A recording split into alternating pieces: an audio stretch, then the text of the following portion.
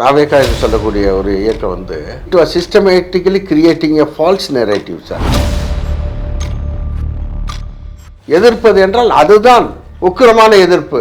அப்படி இல்லாமல் சும்மா ஒரு வார்த்தை சொல்லிட்டு போகிறத இதெல்லாம் வந்து சார் மக்கள் ஏமாற தயார். பணம் எதுவுமே வழங்கப்படாமல் அவங்கெல்லாம் தன்னெழுச்சியாக போகிறாங்க. கணிக்க தவறிடுச்சா 75 ஆண்டு கால கட்சி? நாங்கள் வந்து எங்கள் தலைவர் திராவிட மாடல் ஆட்சியில் செய்த சாதனைகளை யோசித்து எங்கள் தலைவர் முதலமைச்சர் அவர்கள் செய்தார்கள். நாம் செய்த நலத்திட்டங்களினால் பயன்பெற்ற மக்கள் நிச்சயமாக நம்மளை ஆதரிப்பார்கள் என்று நாங்கள் நம்பினோம். அந்த 1,31,00,000 மக்கள் எங்களை ஆதரிப்பார்கள் என்று எதிர்பார்க்கிறது நியாயமான ஒன்று தானே. திரு ஜோசப் விஜய் அவர்கள் பாரதிய ஜனதா அரசுங்கிற வார்த்தையை கூட அதை பயன்படுத்தாத அவரை பார்த்து கேள்வி கேட்பதை விட்டுவிட்டு இன்றைக்கு நாங்கள் எதிர்க்கட்சியாக மாநில உரிமைகளுக்காக எந்த நிலையிலும் நாங்கள் மாநில உரிமைகளை விட்டுக் கொடுக்க மாட்டோம்.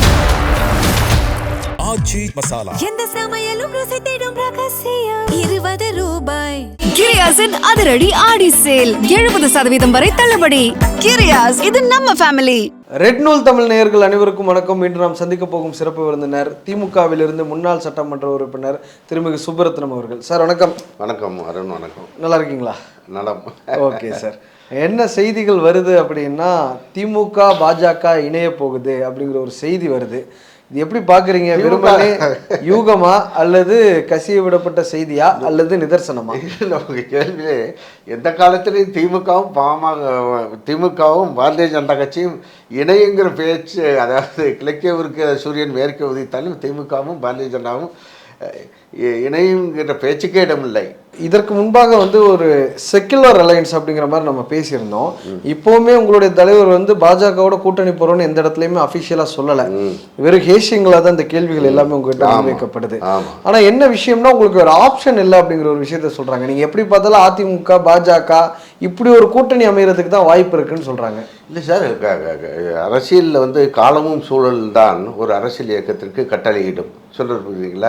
இன்றைக்கு எங்களை பொறுத்தளவில் திரு ராகுல் காந்தி அவர்களை காங்கிரஸ் கட்சியை பிரதமர் வேட்பாளராக அறிவிக்காத நேரத்தில் எங்கள் தலைவர் அண்ணன் தளபதியார் அவர்கள் இங்கு டாக்டர் கலைஞர் அவர்களுடைய சிலை அண்ணா அறிவாலயத்தில் பேரறிஞர் அண்ணா அவர்களுடைய சிலைக்கு அருகில் திறக்கப்பட்டிருந்த போது காங்கிரஸ் கட்சியுடைய அன்றைய தலைவர் திரு சோனியா காந்தி அவர்களை அழைத்து சிறப்பு செய்தது மட்டும், சிலை திறக்க வைத்தது மட்டுமல்ல, அந்த நிகழ்வில் தளபதியார் அவர்கள் ராகுல் காந்தியை பிரதமர் வேட்பாளராக அறிவித்தார். காங்கிரஸ் கட்சியை அறிவிக்க தயங்கிய நேரத்தில் காங்கிரஸ் கட்சியிலே அவரை பிரதமராக அறிவிப்பதற்கு தயங்கி ஒரு when there was no unanimity arrived at அந்த சூழலில் சொல்றது புரியுங்களா, எங்கள் தலைவர் அறிவித்தார்கள். அது மட்டுமல்ல, காங்கிரஸ் கட்சி 2 நாடாளுமன்ற தேர்தலில் தொடர்ந்து எதிர்க்கட்சி அந்தஸ்தை கூட பெற முடியவில்லை. அந்த நேரத்தில் தமிழ்நாட்டிலிருந்து திராவிட முன்னேற்ற கழகத்தின் தலைமையிலான கூட்டணி, எங்கள் தலைவர் தளபதி தலைமையிலான கூட்டணி முதலில் 39 தொகுதியில் வென்றது. அடுத்த தேர்தலில் 40க்கு 40 வென்று காங்கிரஸ் கட்சிக்கு அகில இந்திய அளவில் ஒரு மரியாதையை பெற்று தந்தது. சரிங்களா? ஒரு எதிர்க்கட்சி அந்தஸ்து என்ற நிலையில் என்ன காங்கிரஸ் கட்சிக்கு ஒரு அடிப்படை மரியாதை பெற்று தந்தது திராவிட முன்னேற்ற கழகம் எங்களுடைய தலைவரும். அதேபோல் இந்த சட்டமன்ற தேர்தலை எடுத்துக்கொண்டால் எதிரிக்கு எதிரி நண்பன் சொல்லி முடிச்ச மற்ற கூட்டணிகளுக்கெல்லாம் சூழ்நிலை இடங்களை குறைத்து கொடுத்தாலும் காங்கிரஸ் கட்சி கூடுதலாக கொடுத்து ஒரு ராஜ்யசபா எம்பி கொடுத்து சம்பந்தமில்லாத ஒருவர் இறக்குமதி செய்யப்பட்டு இங்கே தமிழ்நாட்டில் ராஜ்யசபா எம்பியாக அன்றைக்கு வந்து ராஜ்யசபா எம்பிங்கிற வின்னிங் சர்டிஃபிகேட் வாங்கி டெக்ளரேஷன் சர்டிஃபிகேட் வாங்கி இதுவரை அவர் யாருன்னு தெரியாத அளவுக்கு காங்கிரஸ் கட்சி சாப்பிட்ட காய்வதற்குள் என்ன திராவிட முன்னேற்ற கழக தலைமையின் கூட்டணியில் நின்று 5 சட்டமன்ற உறுப்பினர்கள் வென்ற காங்கிரஸ் கட்சி ஒரு அரசியலில் அடிப்படை நாகரிகம் கருதி வென்ற கூட்டணியுடைய தலைவர் அண்ணன் தளபதியார் அவர்களை தலைமையாக இயக்கம் திராவிட முன்னேற்ற கழகத்துடைய தலைமையகம் அண்ணா அறிவாலயம் வந்து ஒரு நன்றி கூட சொல்லாமல் அகில இந்திய தலைமை என்ன செய்தது? அதற்கு முன்னர் செல்வ பெருந்தகை தனிப்பட்ட அரசியல் நாகரிகத்தோடு பண்பாடோடு அவரும் தனிப்பட்ட நட்பின் காரணமாக வந்தார். ஆனால் அந்த ஜவடேக்கர் என்ற ஒரு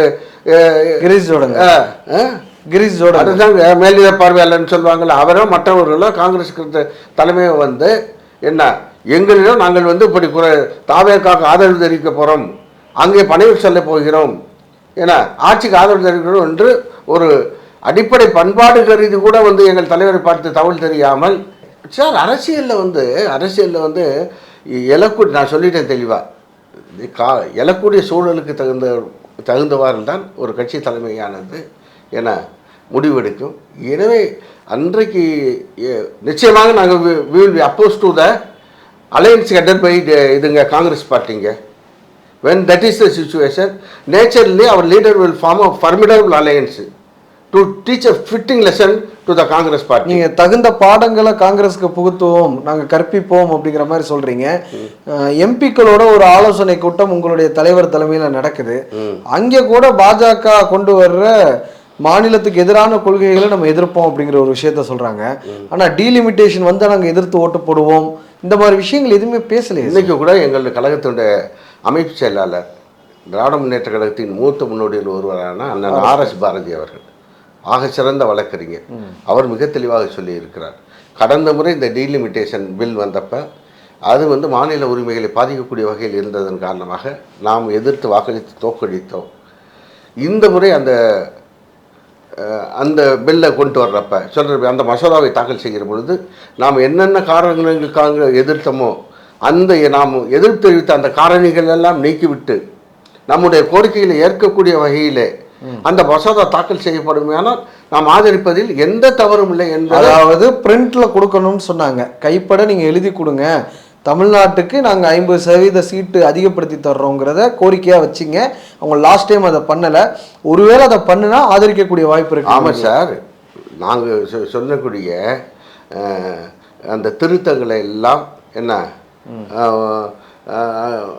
அந்த வரக்கூடிய மசோதாவில் அவர்கள் சேர்த்திருக்கும் பட்சத்தில் எதிர்க்க வேண்டிய அவசியம் என்ன இருக்குங்க? எதிர்க்க வேண்டிய அவசியம் என்ன இருக்குது? when our demands are being met out or met with, where is the necessity? இல்ல ரெண்டு பார்வை இருக்கு. என்னன்னா தமிழ்நாட்டிலேயே சில பேர் என்ன சொல்றாங்கன்னா 60 சீட் வந்தா தமிழ்நாட்டுக்கு சீட் அதிகமாகுது, எம்எல்ஏ சீட் வந்து ஒரு 100 சீட் அதிகமாகுதுன்னா எல்லா கட்சிகளும் ஆதரிக்கிற தவறு இல்லைங்கிற ஒரு பார்வை இருக்கு.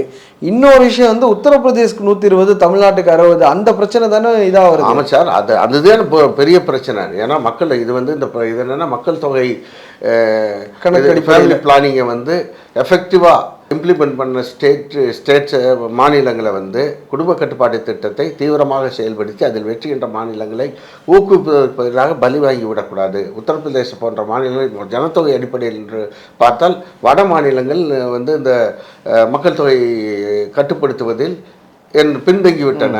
ஆனால் மத்திய அரசினுடைய வழிகாட்டுதலை ஏற்று மாநில அரசுகள் தமிழ்நாடு, ஆந்திரா, கேரளா போன்ற தென் மாநிலங்கள் அதை வந்து எஃபெக்டிவாக இம்ப்ளிமெண்ட் பண்ணனால நம்முடைய மக்கள் தொகையை வந்து நாம் கட்டுப்படுத்தி இருக்கிறோம்.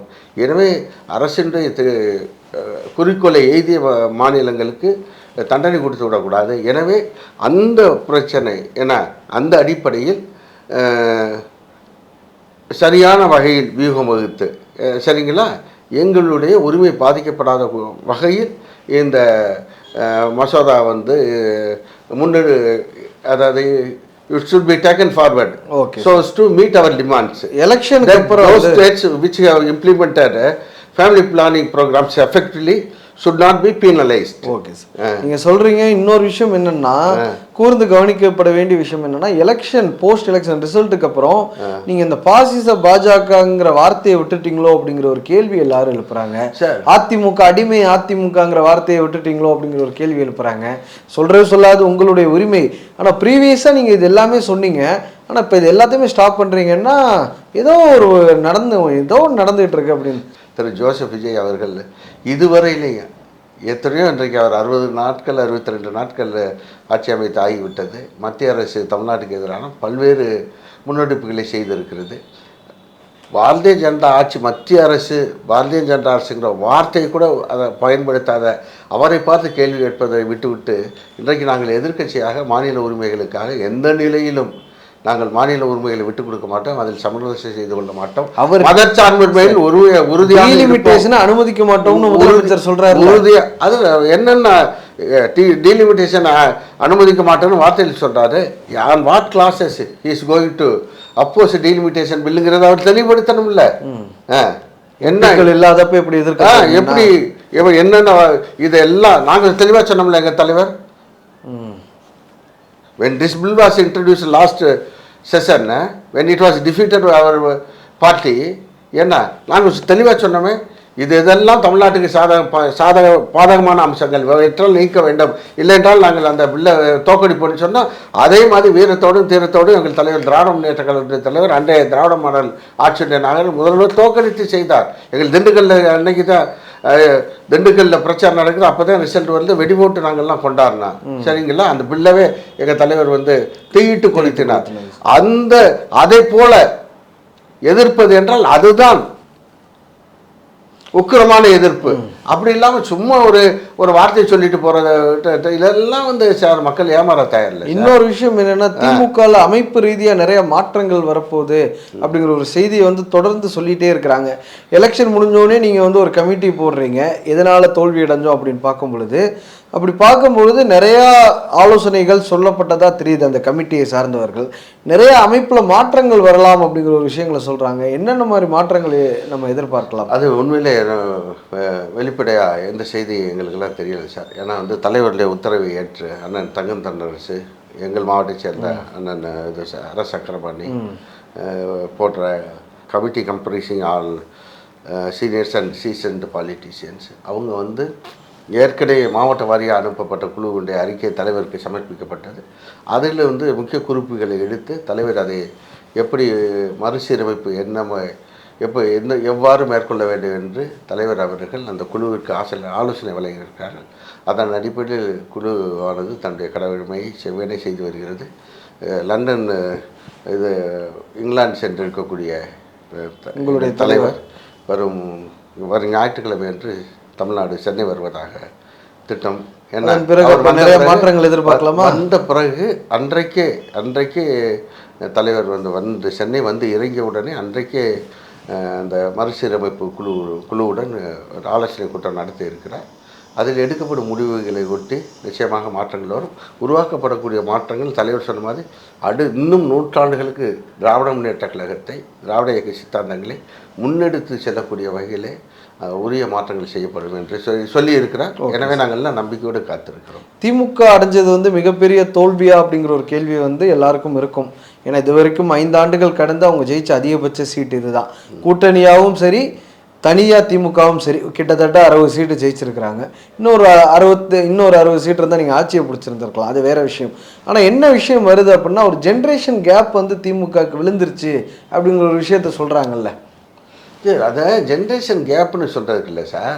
உங்களுக்கு வந்து ஒரு இந்த தாவேக்கா என்று சொல்லக்கூடிய ஒரு இயக்கம் வந்து it was systematically creating a falls narrative sir. என்ன அது வந்து சோசியல் மீடியாவில் அது இல்லை. எங்கள் தலைவரே சொன்னது, 2ஆம் கட்ட தலைவர்கள் அடிக்கடி சொல்வது, அண்ணன் ஆர்எஸ் பாரதி கூட சமீபத்தில் சொன்னார், நாங்கள் வந்து செத்த பாம்பு அடிச்சுக்கிட்டு இருந்தால் அந்த நேரத்தில் இந்த கணிக்க தவறிட்டீங்களோ இல்லை, இந்த இது வந்து கட்டுவிரியன் உள்ளுக்க பூந்துருச்சுன்னு சொன்னார். வெளிப்படையாக சொல்ல வேண்டுமென்றால் இவரை ஒரு எதிரியாக காட்டி நம்மளே வந்து பெருசாக let us not blow it out of proportion, நம்மளே அதை பெரியதாக. உங்களுக்கு வந்து அமைப்புகள் எல்லாமே இருக்குது. திமுகவிட்ட தான் அதிகமான அமைப்புகள் இருக்குது. கட்சி அமைப்புகளில் இளைஞரணி, மாணவரணி, தொண்டரணி, இந்த மாதிரி பல அமைப்புகள் இருக்குது. இது போக பெண்ணு, ஐபேக்கு, ராபின் சர்மா டீம் வேலை பார்த்தாங்க, ஐஏஎஸ் இருக்குது, இன்டெலிஜென்ஸ் இருக்குது. இவ்வளோ விஷயங்கள் இருக்கும் பொழுதும் ஒரு இளைஞர்கள் சாரசாரையாக போயிட்டு தாவேகா தலைவர், அன்றைய தாவேகா தலைவர் பின்னாடி போகிறாங்க. அது எல்லாருமே கண்கூட பார்க்குறோம். பணம் எதுவுமே வழங்கப்படாமல் அவங்கெல்லாம் தன்னெழுச்சியாக போகிறாங்க. கணிக்க தவறிடுச்சா 75 ஆண்டு கால கட்சி? கணிக்க தவறியது என்பதை விட நாங்கள் வந்து எங்கள் தலைவர் திராவிட மாடல் ஆட்சியில் செய்த சாதனைகளை முழு மக்கள் பெருமளவில், இன்னும் சொல்லப்போனால் தமிழ்நாட்டில் வந்து 8.5 கோடி மக்கள் தொகை இருக்குமேனால் அந்த 4 கோடி குடும்பங்கள் என்று வைத்துக்கொண்டால் 4 கோடி குடும்பத்தில் தலைவர் அமல்படுத்திய திட்டங்களில் ஏதோ ஒரு திட்டம் ஒவ்வொரு குடும்பத்தையும் சென்றடைந்த வரலாற்றை இருக்கு. அதனால நாங்கள் வந்து சார் மகளிர் இல்ல, நீங்க இந்த எக்ஸாம்பிள் எடுத்துக்க வேண்டாமா? விபி சிங் ஓபிசிக்களுக்கான இடஒதுக்கீடை கொண்டு வர்றாரு. எந்த ஓபிசி மக்கள் விபி சிங் கருத்துலையும் ஓட்டு போட்டாங்க? VP திட்டம் மட்டுமே நமக்கு வெற்றியை கொடுத்துருந்து எடுத்துட முடியுமா? இது சமூக நீதி காவலர் விபி சிங்கை இதோட ஒப்பிட முடியாது. ஏன்னா பிகாஸ் அவர் வந்து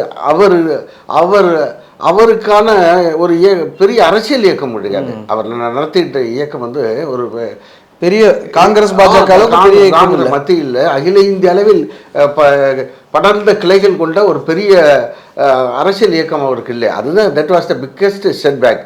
அன்றைக்கு there was a need for the emergency of a strong leader. As a result mister VP Singh had emerged. சரிங்களா? அன்றைக்கு போஃபோர்ஸ் போன்ற ஊழல்கள் காங்கிரஸ் கட்சியின் மேல் பூதாகரமாக எழுப்பப்பட்டு அதை மக்கள் நம்பிய நேரத்தில், ஏன்னா இன்னும் இருக்கக்கூடிய ராஜீவ்காந்தி அமைச்சரவையில் டிஃபென்ஸ் மினிஸ்டராக இருந்து போஃபோர்ஸை கண்டுபிடித்து, ஃபைனான்ஸ் மினிஸ்டர் அந்த ஃபேர் பாக்ஸ் என்ற ஊழலெல்லாம் கண்டுபிடித்த அவரை அன்றைக்கு மக்கள் நாயகராக, ஊழலுக்கு எதிரான நாயகராக ஏற்றுக்கொண்டு ஒரு அமைப்பு அவர் வந்து ஜன்மோர்ச்சா என்ற ஒரு அமைப்பு உருவாக்க தேவிலால் போன்ற ஜனதா கட்சியை சேர்ந்த சோசியலிஸ்ட், பழைய சோசியலிஸ்டெல்லாம் ஒன்று சேர்ந்து அவரை பிரதமர் வேட்பாளராக அறிவிச்சாங்க. ஆனால் இங்கே அதோட இதை ஒப்பிட முடியாது. எங்களை பொறுத்தளவில் ஏன்னா தமிழ்நாட்டு மக்களுக்கு என்னென்ன தேவையோ அவற்றை எல்லாம் சிந்தித்து யோசித்து எங்கள் தலைவர் முதலமைச்சர் அவர்கள் செய்தார்கள். எனவே நாம் செய்த நலத்திட்டங்களினால் பயன்பெற்ற மக்கள் நிச்சயமாக நம்மளை ஆதரிப்பார்கள் என்று நாங்கள் நம்பினோம். ஒரே ஒரு உதாரணம், 1,31,00,000 மகளிருக்கு 1000 ரூபாய் வந்து கலைஞர் உரிமை தொகை கொடுத்தேன் சார். நாங்கள் நிச்சயமாக 5 ஆண்டு காலம், கிட்டத்தட்ட 4.5 ஆண்டு காலம் அந்த உதவித்தொகை அரசு வழங்கி 3 வருஷம் வச்சுக்கோங்க. இல்லை எம்பி எலெக்ஷனுக்கு அதான் 2023லேருந்து 26 வரை ஓகே 3.5 வருஷம் கொடுத்தோன்னு வைங்க. அந்த பயன்பெற்ற அந்த 1,31,00,000 மக்கள் எங்களை ஆதரிப்பார்கள் என்று எதிர்பார்க்குறது நியாயமான ஒன்று தானே. அப்போ கொடுக்காதவங்களும் ஓட்டு போடல, கொடுத்ததுலேயும் நியாயம். சுருக்கமாக முடிச்சிடுறேன். அந்த மக்கள் எங்களை ஆதரிப்பார்கள் என்று எதிர்பார்ப்பது நியாயம் தானே. சரிங்களா? அதே போல் வந்து புதுமை பெண் திட்டத்திற்கு கல்லூரி செல்லும் மாணவிகளுக்கு 1000 ரூபாய், தமிழ் புதல்வன் திட்டத்திற்கு 1000 ரூபாய், காலை உணவு திட்டம், விடியல் பயணம். இப்போ நீங்கள் எடுத்துக்கொண்டால் குறைந்தபட்சம் women sector alone around 2.5 crore women sector alone benefited out of the schemes implemented by our leader. எங்கள் தலைவர் அறிமுகப்படுத்திய திட்டங்களினால் பயன்பெற்ற சற்றப்ப 2 கோடிக்கு மேற்பட்ட மக்கள். இவர்கள் குறைந்தபட்ச வாக்களித்திருந்தால் கூட நாங்கள் எதிர்பார்த்தோம், நிச்சயமாக நாங்கள் வந்து with thumping majority we would stage a come back. ரொம்ப நன்றி சார், இவ்வளவு நேரங்களுக்காக நேரம் தந்து நேர்காணல் அளித்ததற்கு மிக்க நன்றி. ஆச்சி மசாலா எந்த சமையலும் ருசி தேடும் ரகசியம் 20 ரூபாய். கிரியாஸின் அதிரடி ஆடி சேல் 70% வரை தள்ளுபடி. கிரியாஸ், இது நம்ம ஃபேமிலி.